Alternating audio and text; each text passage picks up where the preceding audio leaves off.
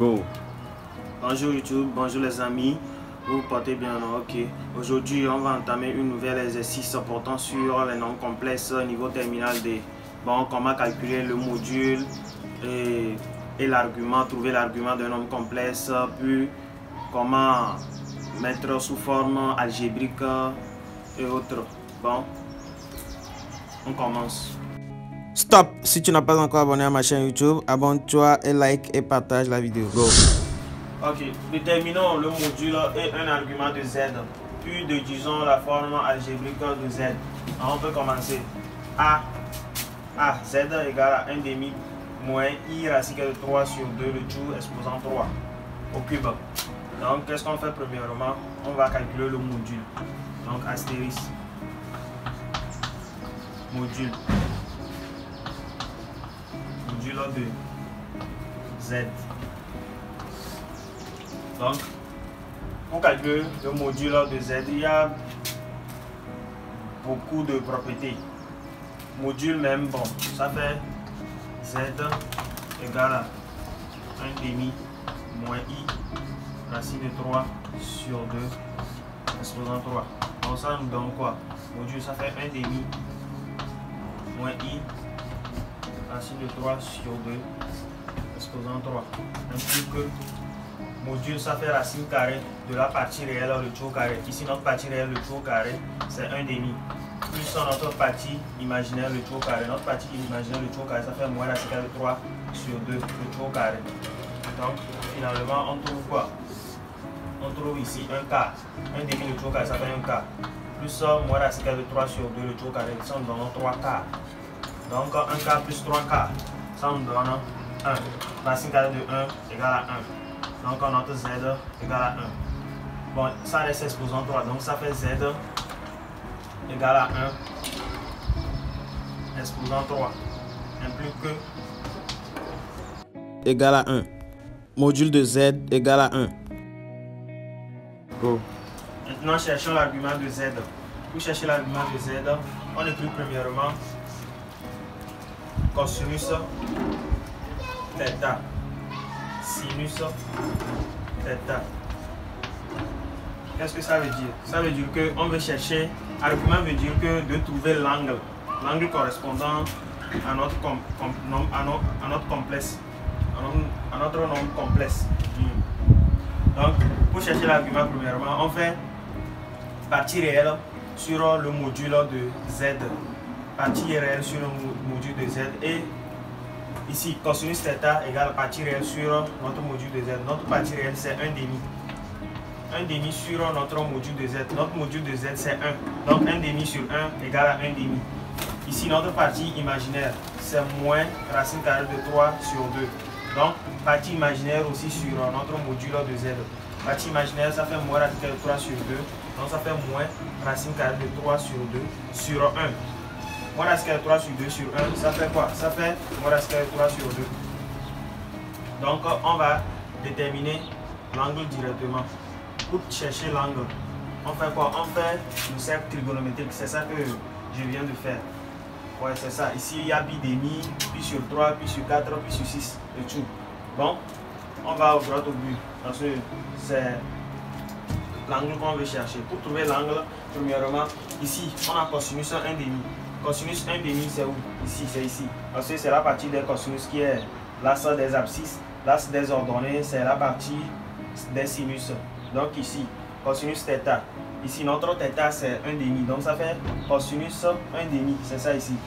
Notre cosinus 1 demi est ici. On a déjà trouvé. Maintenant, on cherche notre sinus. Là où il y a sinus moins racine carrée de 3 sur 2. Sinus, c'est la partie verticale. C'est la partie verticale, c'est ça ici. Donc notre sinus moins racine carrée de 3 sur 2 se situe ici en bas ici. Donc on vient de trouver ça ici. C'est ça ici. On relie pour moins racine carrée de 3 sur 2, c'est ça ici. Donc pour chercher l'angle, donc on fait quoi? On projette sur 1 demi. On projette sur 1 demi jusqu'au moins racine carrée de 3 sur 2. Et puis on trouve l'angle. L'angle c'est moins pi sur 3, c'est ça ici. Donc, notre cosinus 1 demi, c'est ça. Notre sinus moins racine carrée de 3 sur 2, c'est ça. Quand on projette les deux, on trouve moins pi sur 3. Quand on projette, on relie 1 demi à moins racine carrée de 3 sur 2. On va trouver l'angle moins pi sur 3.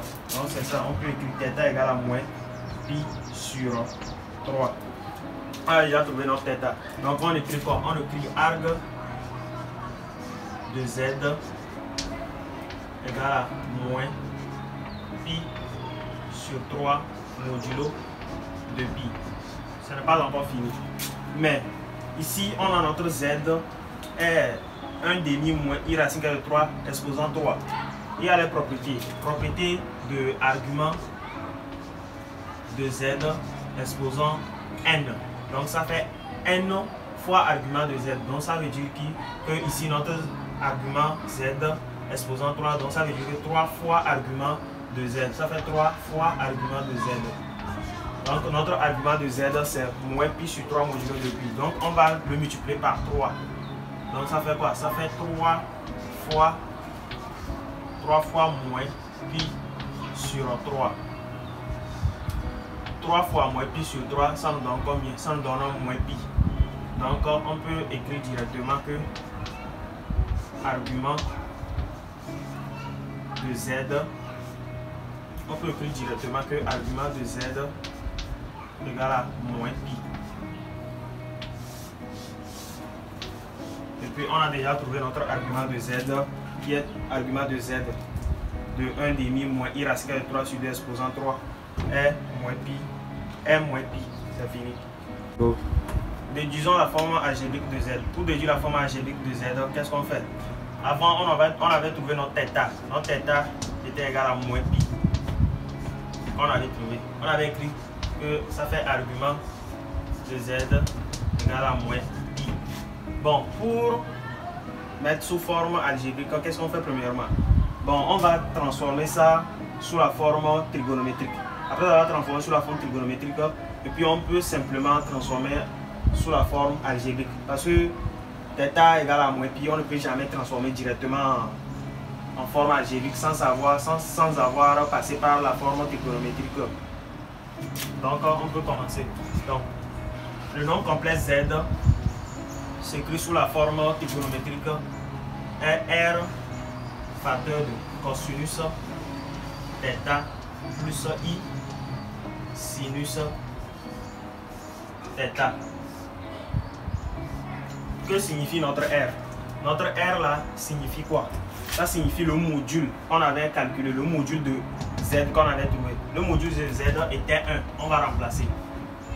C'était 1. Donc, notre θ ici, c'est quoi? C'est ça qui est moins pi. Cosinus moins pi. On écrit. Plus i sinus. Plus i sinus moins pi encore. Plus i sinus moins pi. Après avoir écrit ça, on vient pour transformer. Encore 1 fois tout ça là, ça fait 1. Cosinus moins pi. C'est ça qui est encore cosinus pi. Plus i sinus pi. I sinus pi, ça fait sinus moins pi. Ça fait 0. Sinus moins pi, ça fait 0. 0 fois i, ça fait 0. Donc ça nous reste cosinus pi. Or, notre cosinus pi égale à moins 1, parce qu'il y a moins 1 ici. C'est le cercle trigonométrique ça. Cosinus pi, c'est ça, ça fait moins 1. Parce que si on écrit moins 1 ici, 1 ici, 1 ici, moins 1 ici.